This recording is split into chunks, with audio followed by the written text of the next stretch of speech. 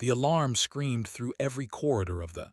Captain ran toward the bridge, his boots hitting the metal floor hard. Red lights flashed everywhere. People shouted. Something was very wrong. "Report!" yelled as he reached his chair. The young navigator looked pale. His hands shook on the controls. "Sir, we hit something. The asteroid field wasn't on our maps. The engines are dying."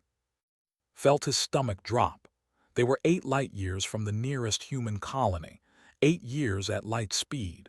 With dying engines, they might as well be on the other side of the universe. "What do we have?" asked into his communicator. Chief Engineer's voice came back tired and stressed.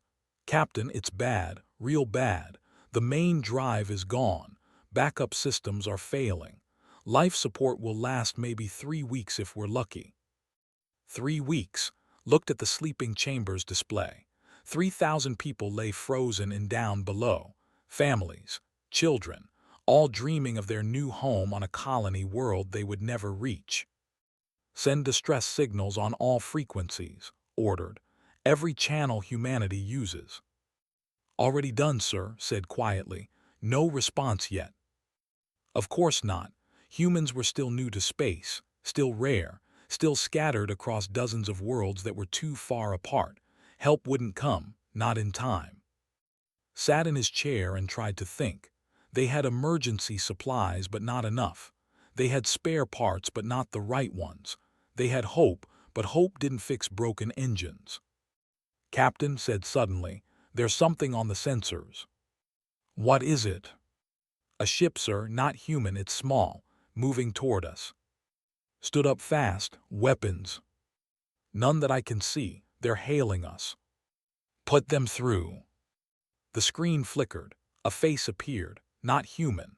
The being had 4 eyes arranged in a circle around its head, soft blue skin, no nose, just small breathing holes.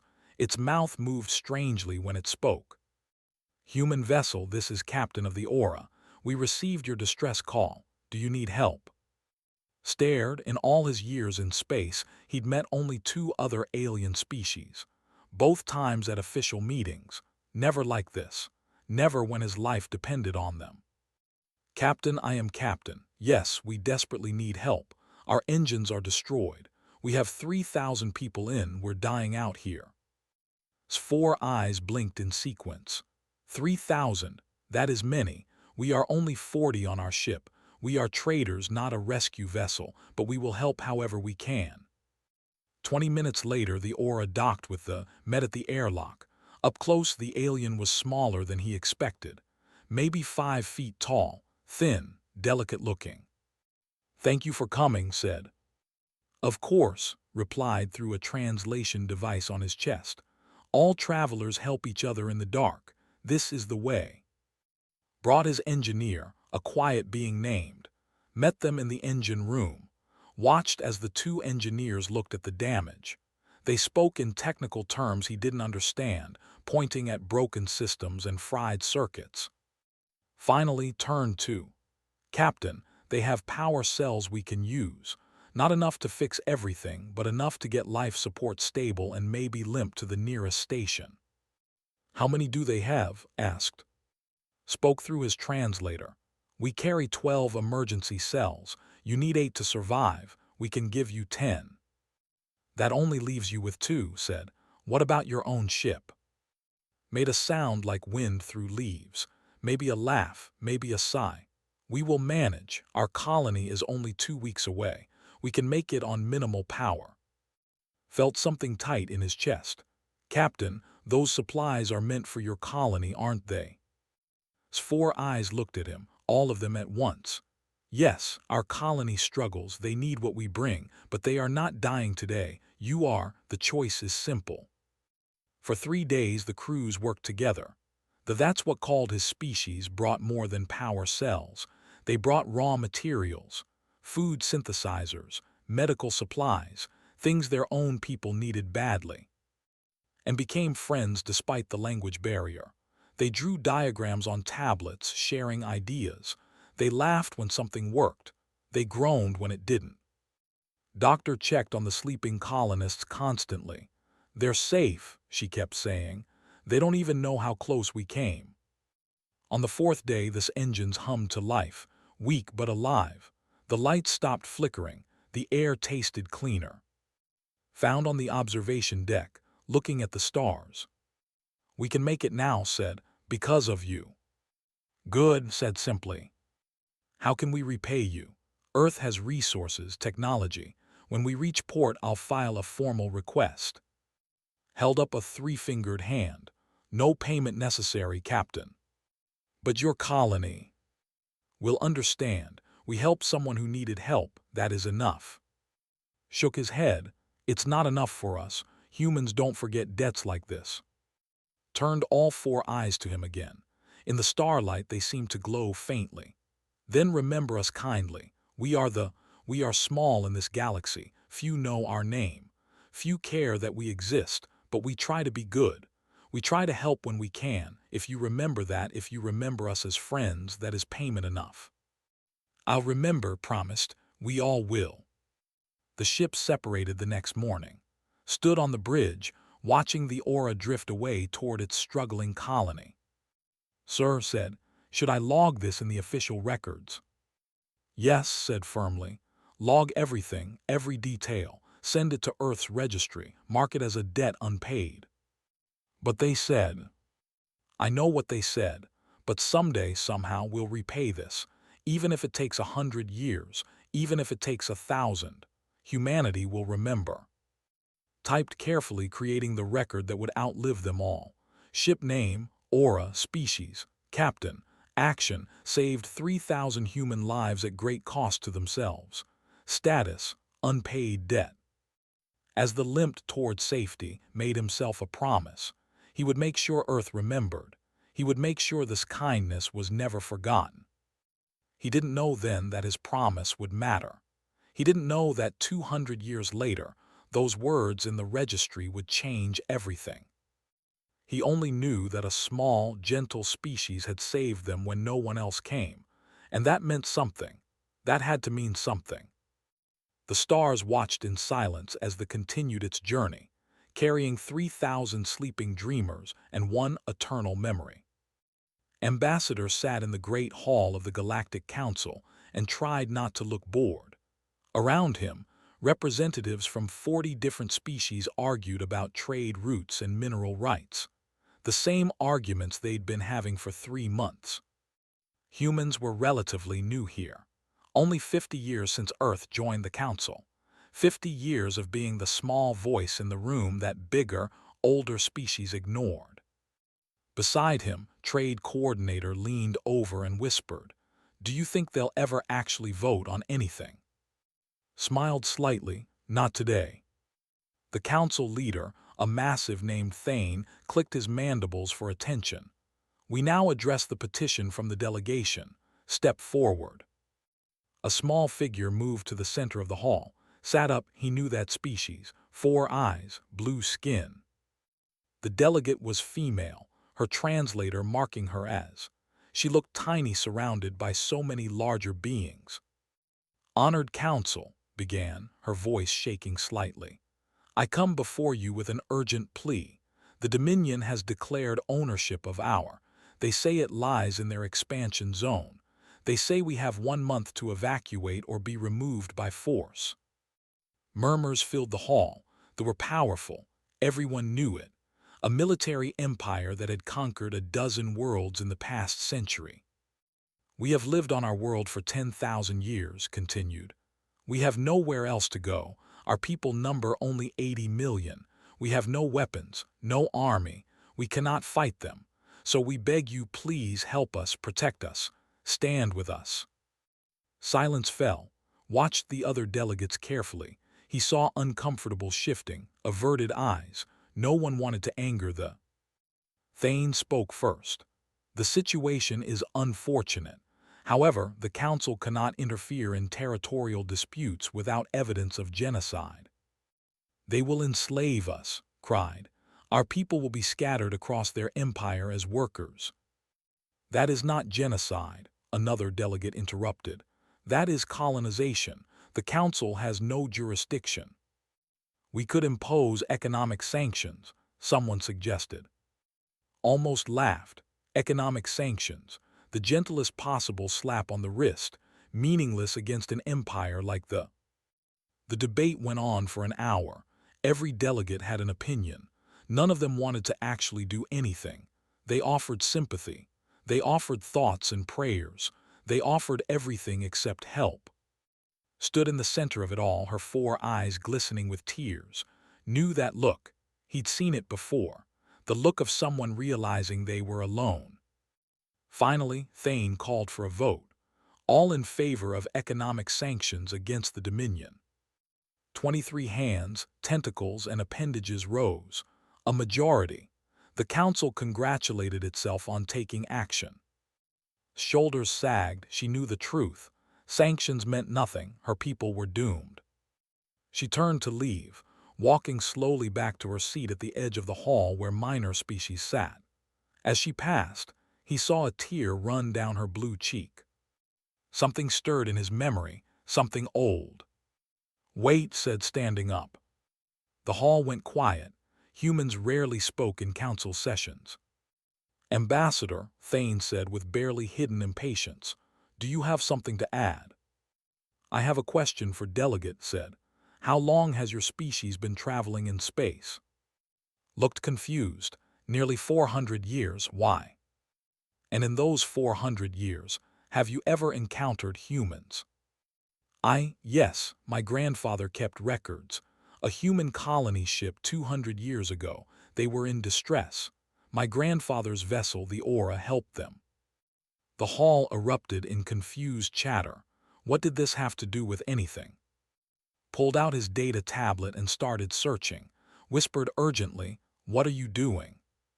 "Something important," muttered. He found it, Earth's Registry of Debts, an old file logged 2 centuries ago. Ship, rescued by vessel Aura captain, 3,000 human lives saved. Status, unpaid.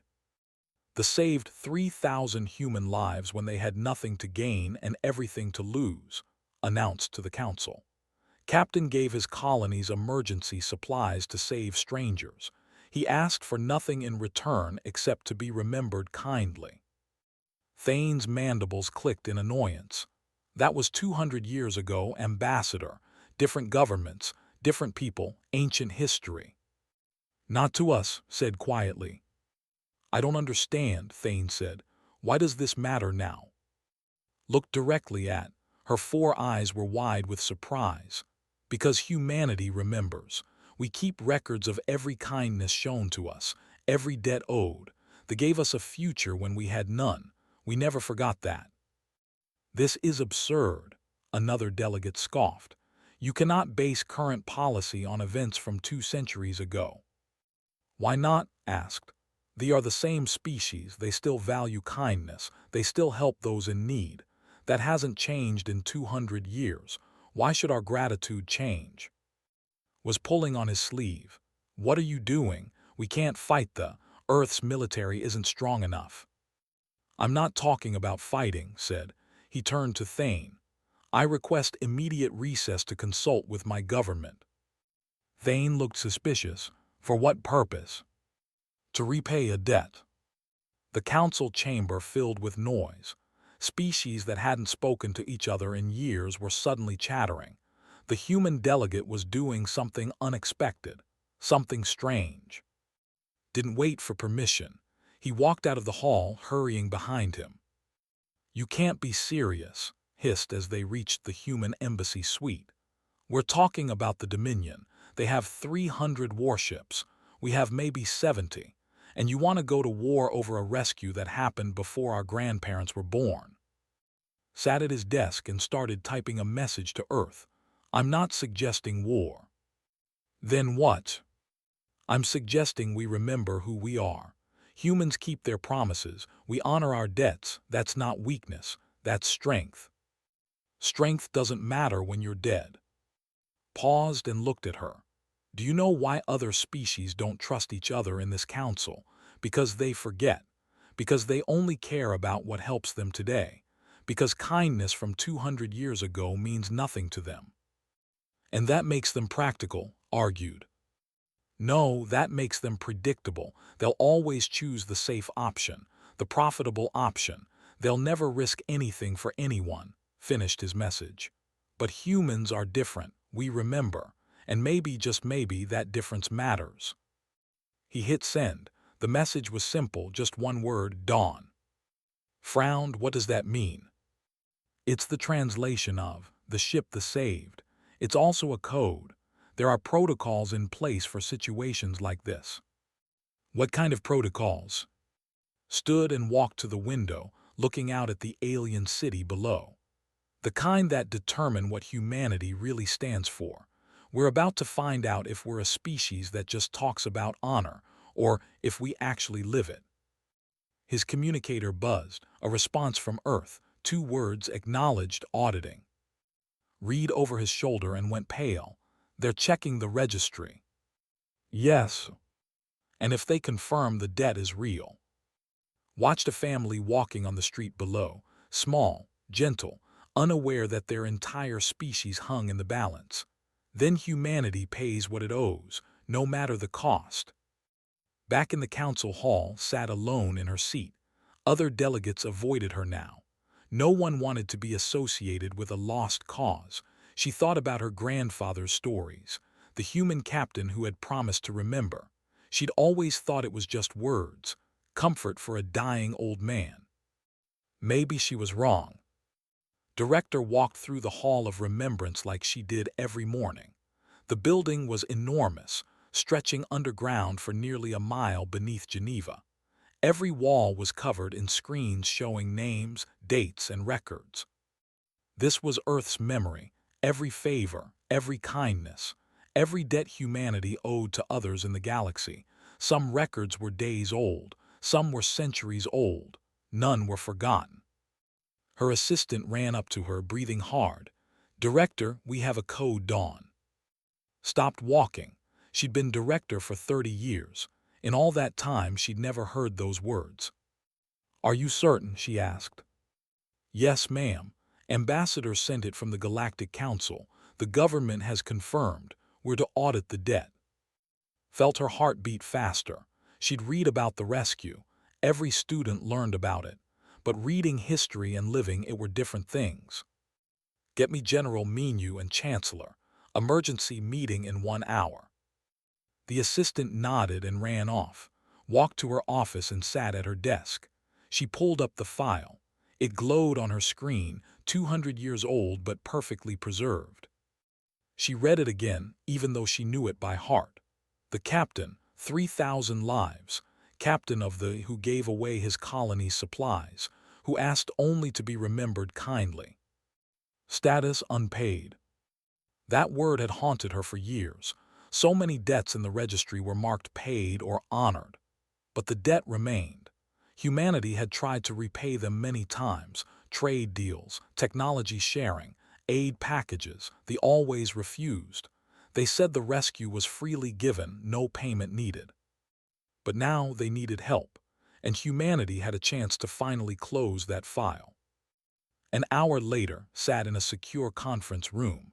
General Menu arrived first, his uniform crisp despite the early hour. Chancellor came last, looking worried. Explain this code, Dawn said immediately. What am I authorizing? Brought up the file on the main screen.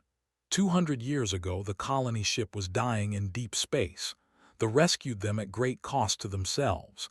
Captain logged it as an unpaid debt. We've tried to repay them for 2 centuries. They always refused. Until now, Menu said. Until now, agreed. The Dominion is claiming there. The Galactic Council offered economic sanctions. Nothing real, they are going to lose everything. Rubbed her temples, and wants us to intervene. He invoked Code Dawn. That means we have a debt that requires immediate action. They have 300 warships, said. We have 70, maybe 80 if we pull ships from colony defense. We cannot win a military conflict with them. I don't think he's asking us to fight, said. Minu leaned forward. Then what is he asking? Thought carefully about her next words. He's asking us to be human, to show the galaxy what we stand for, to prove that we meant it when we said we remember." "With all respect, Director," said coldly, "pretty words don't stop warships." "No, but principles do," stood and walked to the screen. She zoomed in on Captain's final notes. "Read this," the last thing wrote in his log. Read aloud, "The asked only to be remembered kindly. I promise that humanity will do more than remember. When they need us, we will be there, even if it costs us everything, because that is what they did for us." The room went quiet. "He made a promise," said softly, "on behalf of all humanity, and we've kept that promise in our registry for 200 years. Now it's time to keep it in the real world." "You're asking me to risk war with the Over, a promise made by a man who died a century ago," said. "I'm asking you to honor who we are." Minu cleared his throat. "May I speak, Chancellor?" Gestured for him to continue. "I've been studying the," Minu said. "They're strong, but their strength comes from intimidation. No one stands up to them because everyone is afraid. They've won their last 8 conflicts without firing a shot, just threats." "So you think they're bluffing?" asked. "No, I think they're used to getting their way, but there's something we have that they don't expect." "What's that?" Minu smiled, and it wasn't a nice smile. "We're human. We don't think like other species. We don't calculate odds and choose the safe path. We make promises and keep them even when it's stupid, especially when it's stupid." Looked at both of them. "You're both insane. You want to go against the most powerful military empire in this sector because of a debt from 2 centuries ago." "Yes," said simply. "We'll lose thousands of lives, maybe more." They gave their colonies supplies when they had nothing to spare. They risked their own people's lives to save ours. Can we do less?" Stood and walked to the window. Outside, Geneva was waking up. Millions of people going about their lives, unaware that their government was considering something that could change everything. "Show me alternatives," said finally. "I need options that don't end in war." Minu pulled up a tactical display. "I have a plan. It's risky. It's unconventional, but it might work." "What's it called?" "Protocol Chrysanthemum." Frowned. "Why chrysanthemum?" "In old Earth cultures, chrysanthemums symbolize death and rebirth. This plan, it requires us to be willing to die for what we believe in, but if it works, it could change how the galaxy sees us." "Explain." For the next hour, Minu laid out his plan. It was crazy. It ignored every rule of military engagement. It relied on psychology, not weapons. It assumed they cared about their reputation more than conquest. When he finished, sat in silence for a long moment. "This could fail spectacularly," she said. "Yes," Minu agreed. "We could lose everything." "Yes. But if it works?" "If it works, we show the galaxy that humanity keeps its promises, that we value honor over safety, that we remember." Looked at, is this worth it, truly? Thought about Captain, a small alien with 4 eyes who gave away his colony's survival supplies to save strangers, who asked only to be remembered kindly. She thought about the thousands of families who would be torn from their homes if no one helped them. She thought about what it meant to be human. "Yes," said, "it's worth it." Took a deep breath. "Then we proceed. Activate Protocol Chrysanthemum. Send word to tell him humanity remembers and we're coming." Minu stood immediately. "I'll start mobilizing forces." "General," said, stopping him, "we're not sending soldiers to kill, we're sending them to witness. Make sure they understand that." "Yes, ma'am." After they left, sat alone in the conference room. She pulled up the file again. 200 years it had sat in her registry waiting, unpaid, unforgotten. Soon she thought that would change, one way or another. She sent a message to 3 words, the debt called. Across the galaxy and the Galactic Council received the message. He smiled. Around him, other species were already whispering. The humans were up to something. No one knew what. They would find out soon enough. In the Hall of Remembrance, watched as her staff began pulling files, not just the debt, every unpaid favor, every kindness, hundreds of them, thousands. Because this wasn't just about the anymore. This was about showing the galaxy who humanity really was, what they stood for, what they were willing to sacrifice for promises made long ago. The audit had begun, and the galaxy would never be the same. The fleet appeared in space like a storm cloud, 300 warships, each one massive and deadly. They moved in perfect formation, blocking out the stars. On the surface of these stood with millions of her people, watching the sky darken. Children cried, adults held each other, everyone knew what was coming. "Attention," a voice boomed from the lead ship. "This is Warlord of the Dominion. Your world now belongs to us. You have 24 hours to evacuate. After that, we will remove you by force." Closed her eyes, the Galactic Council had done nothing. Earth had been silent after strange speech. They were alone. Then something changed.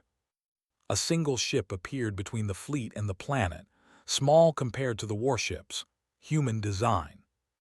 "This is Captain of the human vessel Remembrance," a calm voice said over open channels. "You are in violation of human-protected space." Inside the flagship, Warlord stared at his screen in disbelief. One ship, one small human ship daring to challenge his entire fleet. "Protected by what authority?" demanded. "By debt," replied simply. Laughed, his officers laughed with him. "Move aside, human, or be destroyed." "I don't think we will." Laughter stopped. "You have one ship, I have 300. Are you insane?" "Probably," admitted, "but we're still not moving." On the Remembrance's bridge, Captain checked her controls. The ship was armed, but barely. A science vessel converted for this mission. It wouldn't last 10 seconds in a real fight. "Captain, they're targeting us," her weapons officer said nervously. "I see it," said. "Hold position." "Sir, permission to speak freely." "Granted." "We're going to die." "Maybe, but we're going to die keeping a promise. That's not a bad way to go." Smiled despite her fear. "No, sir, it's not." Back on the stared at the sky. One human ship against 300. It was suicide. It was pointless. It was. "They came," she whispered. "They actually came."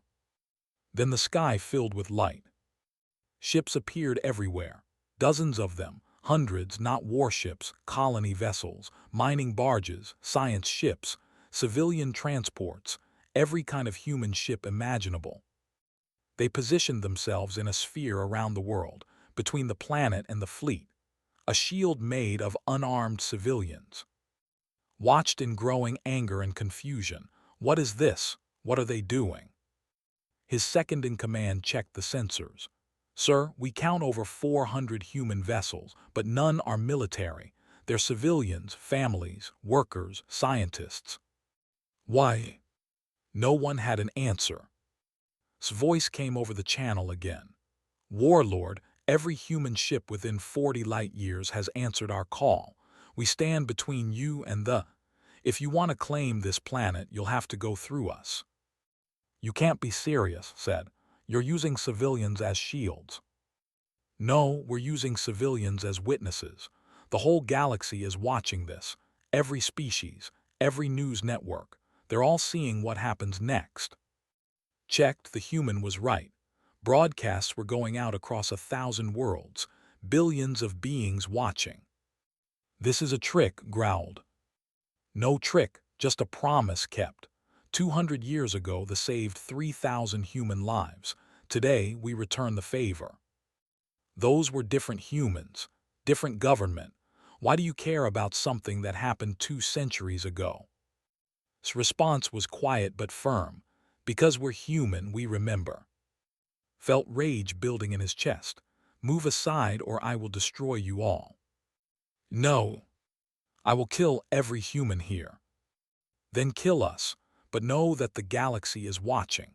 How many unarmed civilians will you murder today, Warlord? How many families? How many children? Show the galaxy what the Dominion really is. Stared at his tactical display. 400 civilian ships, maybe 50,000 humans, all willing to die for aliens they'd never met because of a debt from 200 years ago. It was insane. It was impossible. It was. "Sir," his second-in-command said quietly, "we're receiving messages from the Emperor wants to know what's happening. Tell him we have the situation under control. Sir, there are protests starting on Prime. Citizens are watching the broadcast. They're saying we can't massacre civilians on live broadcast." Felt the situation slipping from his control. This is war. They chose to interfere. "They're not armed, sir. Sensors confirm it. Not one weapon among them. If we fire, it won't be war. It will be murder." On the remembrance broadcast to all human ships. "I want to thank everyone who came. I know this is frightening. I know you all have families, people who love you, but what we're doing here matters. They helped us when they had nothing to gain. They asked only to be remembered kindly. Today, we show them they were right to trust in human kindness." A message came back from a colony ship. "Captain, this is the vessel New Dawn. My grandmother was on she was one of the 3,000 saved. I'm here because I owe them my existence. I'll hold position as long as you need." More messages flooded in. Ship after ship, story after story. People whose ancestors had been saved. People who'd never met but believed in honoring debts. People who thought standing up for the defenseless mattered. Watched it all and felt something he rarely felt: uncertainty. "Sir, more human ships arriving," his officer reported. "Military vessels this time, Earth's defense fleet." New ships appeared behind the civilian shield. 70 warships, Earth's full military strength, still outnumbered 4-1, but now it was a real threat. A new voice came over the channel. "Warlord, this is Fleet Admiral Menu of Earth Defense Force. Our civilian ships are here as witnesses. We're here to make sure they're not harmed. If you fire on unarmed vessels, we will respond." "You can't win," said. "I outnumber you 4-1. "You're probably right. We'll probably die. But we'll make sure you pay for every civilian you kill. And the whole galaxy will remember thee as the species that massacred families to steal a planet." His communicator buzzed, the Emperor himself. "Warlord, I've been watching the broadcasts. Half the galaxy is watching. This is not worth the political cost. Stand down." "My Emperor, we can." "Stand down, that is an order." Wanted to argue, wanted to fire anyway, wanted to crush these annoying humans and their impossible principles. But he couldn't. The Emperor was right. Winning here would cost more than it gained. All ships said bitterly, "Withdraw." The fleet turned and jumped to hyperspace. One by one, the massive warships vanished. On millions of voices erupted in cheers. In the sky, the human ships remained in position until the last vessel disappeared. Then broadcast to all ships, "Thank you, you honored humanity today, you can go home now." Slumped in her chair, shaking. "We're alive. I can't believe we're alive." "Neither can I," admitted. "But we kept the promise, that's what matters." He opened a channel to the surface. "This is Captain requesting permission to land. I'd like to speak with delegate." His voice came back, choked with tears. "Permission granted, Captain. Welcome to our world. Welcome to your world. However you want to think of it, it's yours now. You saved it." "No," said gently. "We just repaid a debt. The world is still yours." The Galactic Council chamber was more crowded than had ever seen it. Every species had sent representatives. Everyone wanted to understand what had happened at the Council leader. Thane called the emergency session to order. His mandibles clicked with agitation. "Ambassador, you will explain your species' actions immediately." Stood calmly, "We kept a promise." "You nearly started a war." "No, we prevented one. They were going to invade, we stopped them." "With civilians," Thane's voice rose. You risked thousands of innocent lives. Yes, said simply. Just like they did 200 years ago, they risked their colony's survival to save strangers. We did the same. Murmurs spread through the chamber, species whispering to each other, trying to understand. A delegate from a reptilian species stood. But those were different humans, different government. Why does an old debt matter? Had been waiting for this question. Because we're human, our governments change, our leaders change, but our promises don't. When Captain logged that debt 200 years ago, he spoke for all humanity, forever. That's insane, someone said. Maybe, but it's who we are. Rose from her seat, all four eyes were bright. The Council should understand something. Humans kept records of our rescue for 2 centuries. They tried many times to repay us. We always refused. We thought the rescue was freely given, no debt owed. But they never forgot. They never stopped considering it unpaid. She walked to stand beside. My world still exists because one human captain 200 years ago made a promise and his entire species kept it. That is not insane. That is honor. Thane seemed unsure how to respond. Finally, he said, "They are angry. They're demanding reparations. They say you humiliated them." Good, said. They should be humiliated. They tried to steal a world from a peaceful species. They failed because humans don't forget our friends. Is that a threat? Another delegate asked nervously. No, it's a statement of fact. We have a registry on Earth. Every kindness shown to humanity is recorded, every debt owed. Some go back hundreds of years, and we will repay them all eventually, no matter how long it takes. The chamber went very quiet. You mean, someone said slowly, if species helped humans in the past, you consider yourselves in debt to them? Yes, even if it was centuries ago. Yes, even if it costs you greatly to repay. Especially then, they gave their colonies supplies when they could barely spare them. The value of a debt is measured by the sacrifice made, not by time passed. A small delegate from a species didn't recognize stood up. Ambassador, 30 years ago, a human research station in my system's asteroid belt had a medical emergency. We gave them medicine. It was not much. We logged it and forgot about it. Are you saying you remember? Pulled out his tablet and searched. Station 442, medical supplies provided by the species, 8 lives saved. Yes, we remember. Would you like to discuss repayment? The delegate sat down heavily, 4 of his eyes wide with shock. Another voice called out. 60 years ago, we shared water purification technology with a human colony. We remember, confirmed. My species gave navigation data to human explorers. We remember. We sheltered human refugees. We remember. More and more voices, species that had helped humans in small ways over the decades, things they'd forgotten about, things they'd considered too minor to matter.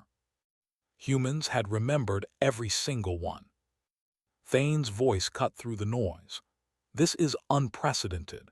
You're saying your species maintains a database of every favor ever done for any human anywhere.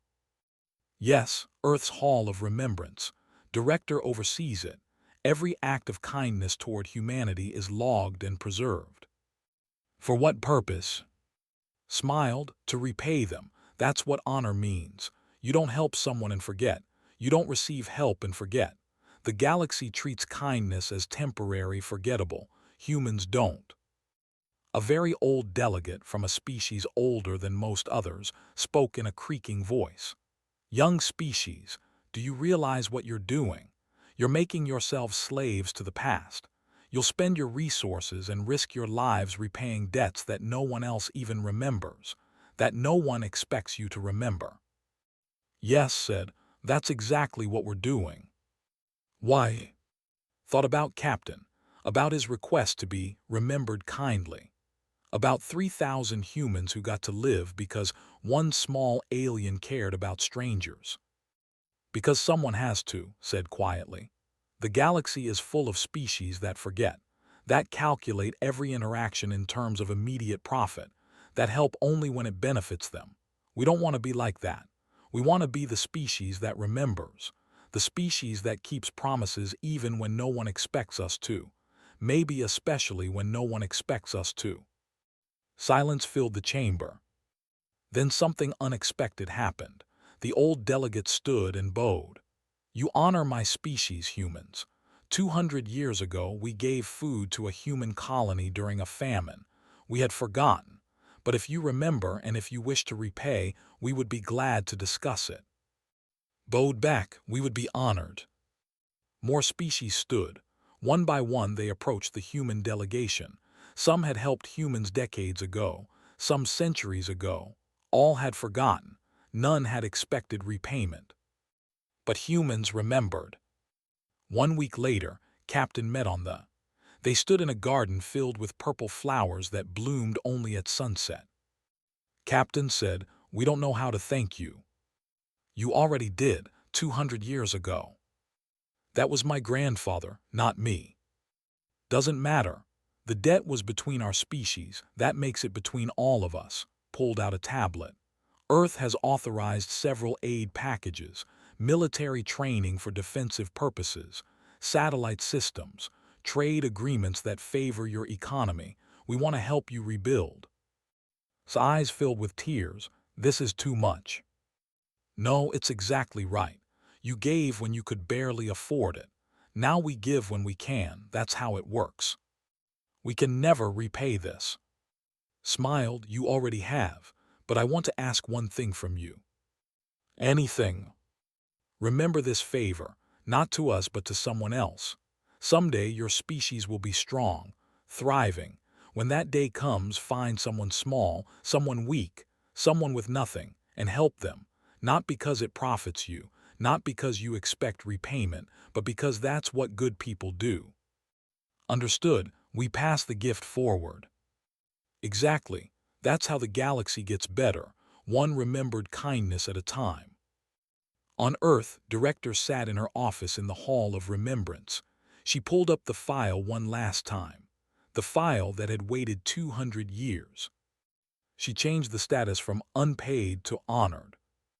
But she didn't delete the file. She never deleted files, because even honored debts deserve to be remembered. They were part of humanity's story, part of who they were. She created a new file below it. Status, future creditor, notes, awaiting their kindness to others, will record when observed. Because someday they would help someone else, and humanity would remember that too, would honor that, would protect whoever they chose to protect. The cycle would continue. Across the galaxy, things began to change. Species that had helped humans received repayment they never expected. Some received technology, some received military protection, some received trade deals, all received respect. And species that had harmed humans when they were weak began to worry. Because if humans remembered kindness for centuries, what else did they remember? The answer came quickly. Earth released a second registry, not a registry of debts but a registry of grievances. Every wrong done to humanity, every attack when they were weak, every betrayal, every broken promise. All recorded, all remembered, all waiting for the appropriate time to address. The galaxy learned a lesson that day, one that would echo for generations. Humanity remembers. They remember favors and repay them in ways no one anticipates. They remember wrongs and address them when least expected. They are a species of long memory and longer commitment. Stood before the council one final time before returning to Earth. We want the galaxy to understand something. We don't keep our registry to threaten anyone. We keep it because memory matters, because promises matter, because in a universe where everyone forgets, someone needs to remember. He looked at who stood proudly now. Her people were safe. Her world was protected. 200 years ago, a small species helped strangers who had nothing. Today, those strangers have returned the favor. In another 200 years, who knows? Maybe they will help someone else. Maybe that species will become strong and help another. The chain continues. Thane clicked his mandibles thoughtfully. You're trying to change the galaxy. No, we're trying to remind it what it forgot. Kindness compounds, honor multiplies, memory makes it all possible. Smiled. Humanity is still young, still small compared to many of you, but we remember every favor, and we repay them in ways no one anticipates. That's not a threat, that's a promise. Help us when we're weak, and we'll help you when you're weak. Harm us, and we'll remember that too. And someday, he finished quietly, when humanity is old and strong and spread across 1,000 worlds, we'll still remember that first moment. When we were dying in space and someone small and gentle saved us for no reason except kindness. We'll remember the forever, and we'll honor their example. The council adjourned. Species left talking quietly among themselves. The galaxy had changed, not because of weapons or threats, but because one species decided to remember. On Earth, in the Hall of Remembrance, new entries appeared every day, new favors recorded, new debts logged, new promises made. And humanity, young and determined, began to repay them all. One remembered kindness at a time.